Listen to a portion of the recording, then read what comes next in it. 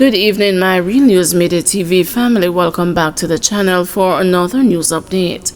And in the news this evening, Wicked and Troy charged for allegedly shooting at women and a 14-year-old student. Swift investigations by the Kingston Western Police resulted in the arrest and the charge of 2 men for allegedly shooting at 3 people, including a 14-year-old student. The men were charged Wednesday in connection with the attempted shooting of 2 women and the child on Bensley Lane in Kingston on Friday. Charged are 35-year-old Keon Campbell, otherwise called Wicked, an auto electrician from Coral Gables Drive in Independent City, Portmore, St. Catherine, and David Troy Simmons, 28, a farmer from Tiwari Crescent in Rosetown, Kingston, 13. They are charged with 3 counts of shooting with intent, possession of a prohibited weapon, unauthorized possession of ammunition, and using a firearm to commit a felony.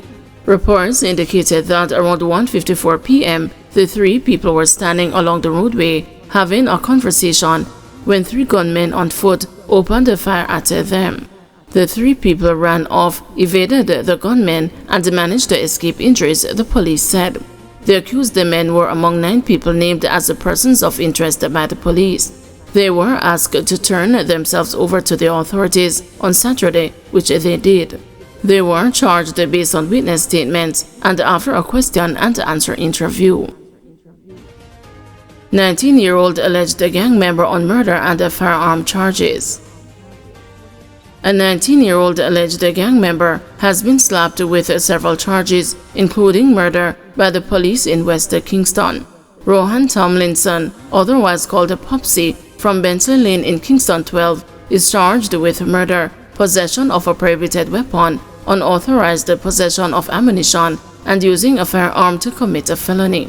Police alleged that Tomlinson is a member of the notorious Bentley Lane gang in Rosetown and is being investigated for gang-related offenses. Tomlinson is charged with the killing of 37-year-old Marlon Johnson, otherwise called Mega, from Maxfield Avenue, Kingston 13. The police disclosed that Johnson was attacked and sprayed with bullets on the night of Friday, May 17, 2024, on Lamont Lane in Rosetown. It was reported that around 8:40 p.m., Johnson was heading home when he was pounced upon by men armed with guns. The men opened fire, hitting him several times in the face, head, and back before fleeing. Police were quick on the scene and assisted Johnson to the Kingston Public Hospital, where doctors pronounced him dead on arrival. The police said 13 spent casings were found at the shooting scene. Commissioner tells cops to ignore misguided empathy for criminals. Police Commissioner Dr. Kevin Blake has urged the members of the Jamaica Constabulary Force not to be concerned with what he describes as a misguided empathy for criminal elements in society. He made the call in his latest edition of Commissioner's Corner as he recounted the tragic killing of 8 persons in Cherry Lane, Clarendon, noting that more must be done to cut down criminals. While we have always been making the point that criminals are not our friends and we make no apology to pursue them wherever they hide, we must be even more strident in the face of this brutal act of cowardice and terrorism, he said.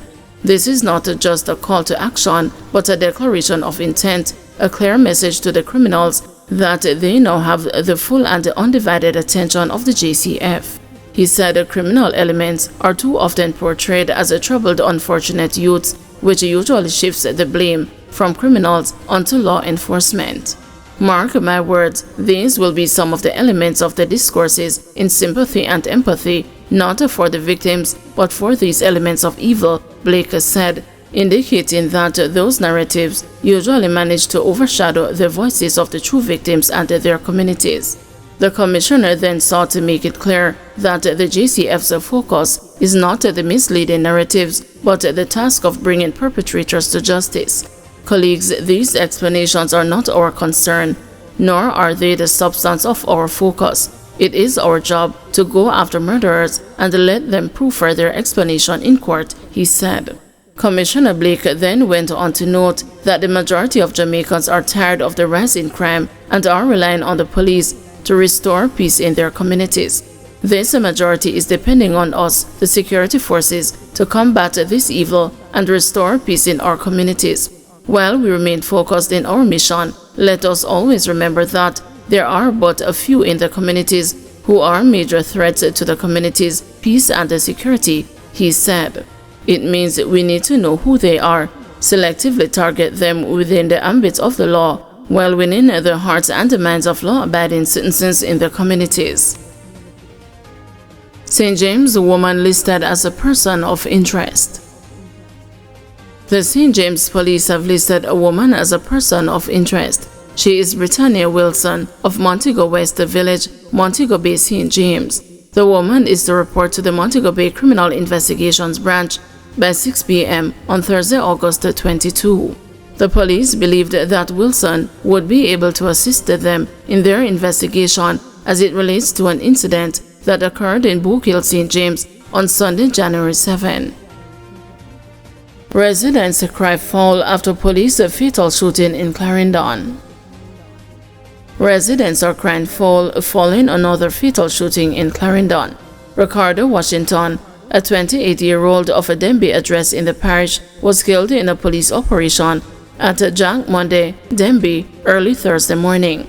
Reports are that about 5:40 a.m., a team went to a house in search of a murder suspect. The police say upon entering the premises, a man ran from the direction of the house. It was further reported that, as the police team attempted to gain entry to the house, they were fired on. The police returned the fire, after which Washington was found inside the house, suffering from gunshot wounds. He was transported to hospital, where he was pronounced dead. Police say a 9mm firearm was recovered, but the residents are disputing the report of a shootout. We have nothing bad for say about the little youth that they killing our house. He could have run, he can't run, the police can have you doing, could have run. He don't make no effort to run. You know, see, he stand up there and make them put him on in here and kill him. You know, see, Andrew want justice. May I ask you, Andrew, if I really come here, say the man, them we just kill out the youth, them just like that. Then just kick down your door and the man comply. First and foremost, if you come for your man, you're supposed to tell him, say, what you come for him for. You see me, I say, you're supposed to tell him, say, oh, you know, say, me have a suspicion of this and that. None of that. You see me? Then just come knock down the door and just do whatever they want to do. That don't make sense, bro. You see me? Want justice. You see me, I say. Police accused of not doing enough to ensure Deane case proceeds.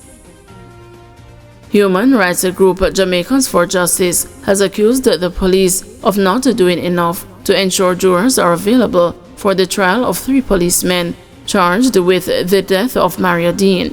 JFJ Executive Director Michael Jackson joined the members of Deane's family on Wednesday in a protest outside the Barnett Street Police Station in Montego Bay, St. James. Ms. Jackson decried the 10-year wait for justice for the family of Mr. Deane, while demanding that the trial goes forward on the new November 18 date. The new trial date was set in June after it was revealed that the challenges with finding an adequate number of jurors resulted in a further postponement of the trial, which had been set for July 1. The delays by the state is a travesty to justice. Come November 18th, we must see the trial date commencing for Deane. Come November 18, it must be the start of holding people to account for the death of this young man. His untimely death. It cannot be that after time and time again, this mother is subjected to court hearings being delayed because the police is not doing their work in ensuring that enough jurors are present so that we can have a jury empaneled. We cannot excuse those in saying that it costs far too much to move the trial from Montego Bay to Kingston to the Home Circuit Court. Meanwhile, Deane's mother, Mercy Fraser, who has sought to stage an annual protest outside the Barnett Street Station since 2015, vowed to continue fighting for justice for her son. But she admitted that other members of her family have grown weary with the 10-year wait. Even though my daughter don't know I'm out here, I think somewhere I don't tell her, I don't discuss this thing with her anymore because she take it so tough. The court system has been dragging us on for 10 years. And 10 years is just too long. And, you know, going in court, every time, it's just bring back the old feeling of the first day. And I need to get past that by now, right? And I really don't see what's holding it up. They said jurors, but let me tell you something. I went into court the last 2 times and it was the same thing. They said jurors not present. They subpoena me, the mother, yet they only subpoena 5 jurors. That means they have no intention for the court to go on. And that's why we're here today. Thank you everyone for watching. See you tomorrow morning at 6 a.m. for another news update.